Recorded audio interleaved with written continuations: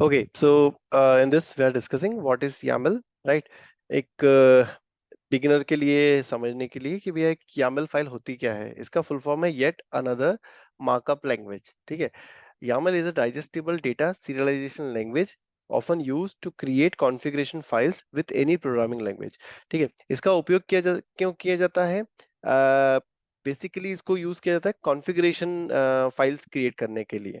ठीक है, और आप YAML को किसी भी प्रोग्रामिंग लैंग्वेज की कॉन्फ़िगरेशन फाइल्स क्रिएट करने के लिए यूज कर सकते हो, and it is designed for human interaction.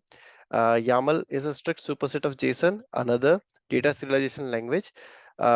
Superset है ये JSON का, but because it's strict superset, it can do everything JSON can and more। ठीक है, इसका जो इसमें YAML क्या है, वो सारे फीचर्स प्रोवाइड करता है जो आपको JSON प्रोवाइड करता है, but it provides you even more features than JSON। ठीक है, one major difference is that new lines and indentation actually mean something in YAML। ठीक है, अच्छा JSON में आप इंडेंटेशन मत रखो या आप न्यू लाइन मत दो, जैसे कि मेरा जो जेसन था ना यहाँ पे, ये एक मिनट रुकना यार, ये देखो, ये जेसन में मैंने क्या करा है, न्यू लाइन में डेटा को डाल दिया था, राइट? मेरा जो हर डेटा था वो न्यू न्यू लाइन में आ रहा था। और इंडेंटेशन भी जो है, मैंने देखो ये इंडेंटेशन, इसको इंडेंटेशन बोलते हैं, जो स्टार्टिंग का जो स्पेस है। ठीक है, सो जेसन में इसका कोई मीनिंग नहीं होता, आप दो या मत दो, इट डजंट मैटर। ठीक है, बट YAML में ये न्यू लाइन और ये जो इंडेंटेशन का है काफी उपयोग है, मतलब उसी से डिसाइड होता है कि कौन सा मतलब चाइल्ड हियरार्की जो है वो उसी से आपकी मतलब मैनेज होती है उससे। Alright, the format lends itself to specify configuration which is how we use a circle CI। ठीक है, अच्छा सीरियलाइजेशन क्या होता है? क्योंकि देखो इंटरव्यू में ना सीरियलाइजेशन के बारे में पूछते हैं कि what do you understand by serialization, serialization and deserialization. ये एक क्विक डिस्कशन करना चाह रहा हूं मैं यहाँ पे, क्योंकि इंटरव्यू का इंपॉर्टेंट क्वेश्चन है। सीरियलाइजेशन का मतलब क्या होता है कि जब दो डिफरेंट टाइप ऑफ सिस्टम्स, मान लो एक एग्जांपल देता हूँ, आपका बैकएंड जो है वो पूरा आपका पाइथन में बना हुआ है और आपका जो फ्रंट एंड है वो कंप्लीटली आपका रिएक्ट में बना हुआ है। रिएक्ट जो है जावास्क्रिप्ट बेस्ड फ्रेमवर्क है।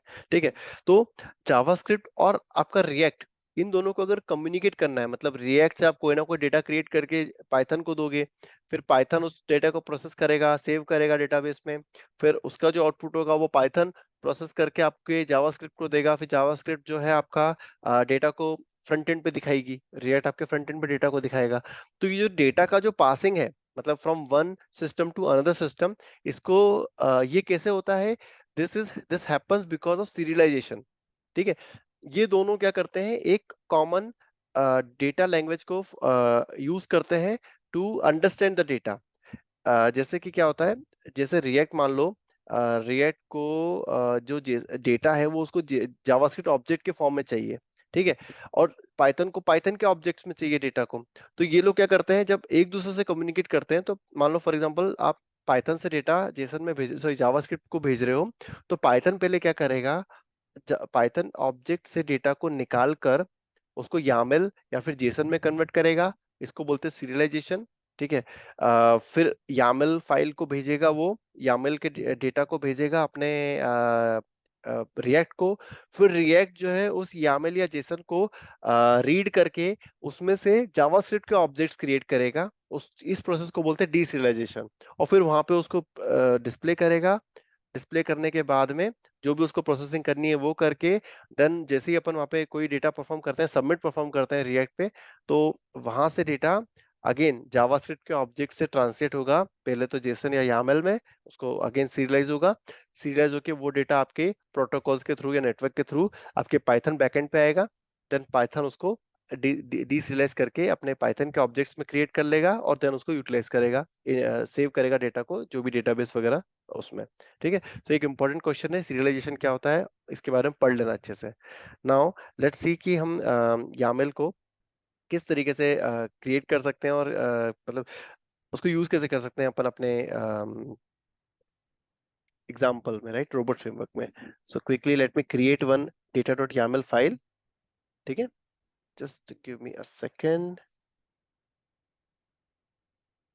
Okay, now I'll go my RF training Here what I will do, I will create one YAML file. इसका नाम देता हूं मैं data.yaml।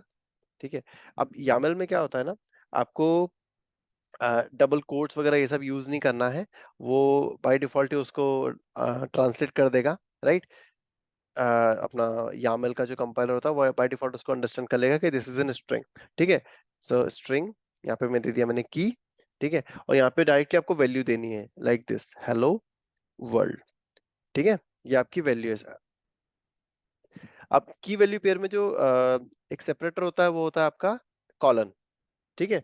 अब इसमें आपको कॉमा नहीं देना, आपको डायरेक्टली एंटर मार के न्यू की वैल्यू पेयर डिफाइन करनी है लाइक दिस, इंटीजर की कॉलन, और वो आपको जो वैल्यू देनी है वो दे दो स्पेस के साथ में, लाइक से 42।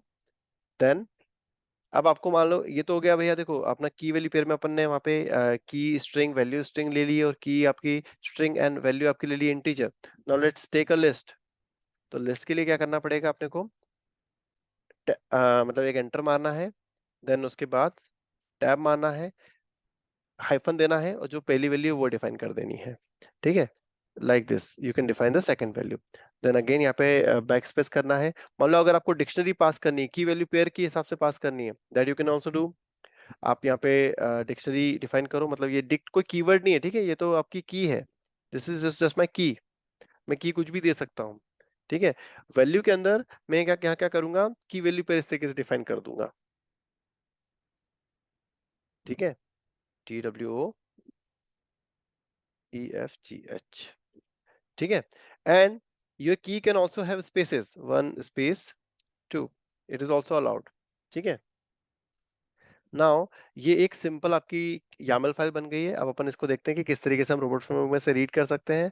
ठीक है। I will go back to my PPT and here I will copy this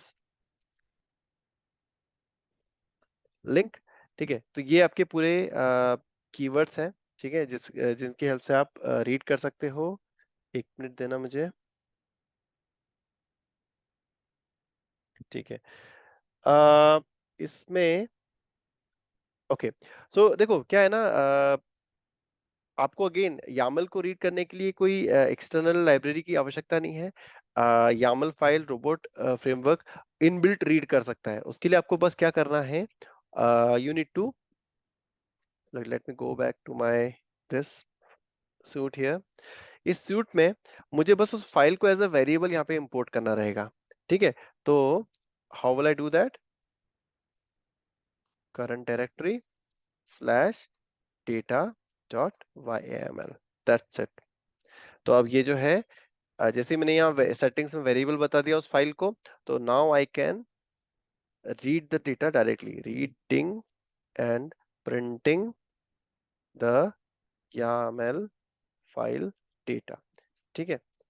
now let's, okay, now I can directly log the data, right. So उसके लिए मुझे क्या करना पड़ेगा, पहली की क्या थी यहाँ पे, स्ट्रिंग की, राइट। सो स्ट्रिंग की।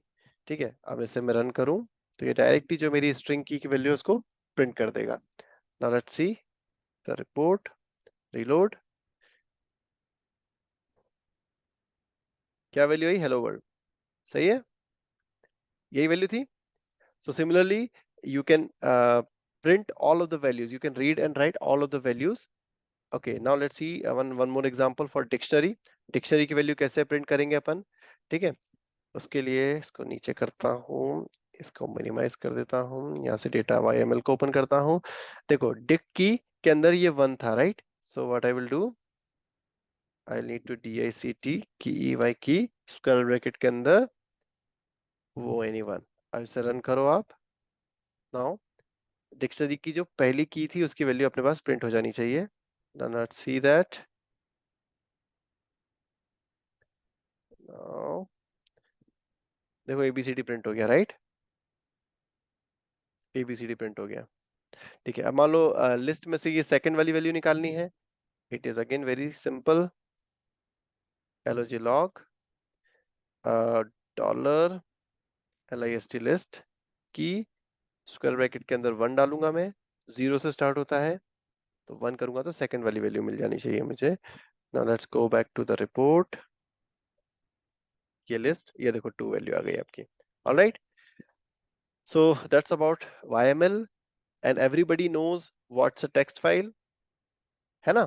So text file को आपको अगर रीड करना है तो आपको ऑपरेटिंग सिस्टम की लाइब्रेरी को यूज करना पड़ेगा. ठीक है. So first let's define one text file in our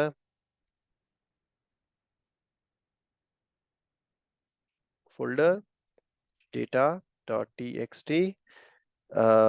This data is from my text file. ठीक है, ये अपना एक टेक्स्ट फाइल अपन ने डिफाइन कर दी है. Now will go inside our suite. अपन एक टेस्ट केस बनाते हैं, reading and printing the data from text file. ठीक है. अब इसके लिए ना मुझे एक लाइब्रेरी यहाँ पे कॉल करनी पड़ेगी, विच इज ऑपरेटिंग सिस्टम. ठीक है. टेक्स्ट फाइल को रीड करने के लिए ये बाय डिफॉल्ट प्रेजेंट होती है रोबोट फ्रेमवर्क के अंदर, आपको एक्सटर्नली इसको इंस्टॉल नहीं करना पड़ता. ठीक है. Then what you need to do, you need to call one second, which keyword, get file. All right, you just need to call operating system के अंदर एक ऑपरेटिंग सिस्टम लाइब्रेरी के अंदर एक गेट फाइल करके अपने पास एक कीवर्ड होता है, आप उसे कॉल करेंगे और यहाँ पे उसका पूरा पाथ दे देंगे फाइल का.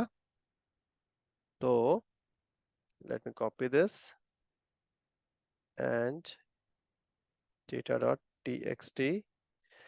ओके, तो ये फाइल का पूरा कंटेंट रीड कर लेगा. इस कंटेंट को स्टोर करने के लिए आप यहाँ पे क्विक वेरिएबल बना सकते हो, txt data, and then you can log it. ठीक है. now let's run it. Now let's go to the report, and here you can see this is the data from my text file. So that's it for this session. Thank you.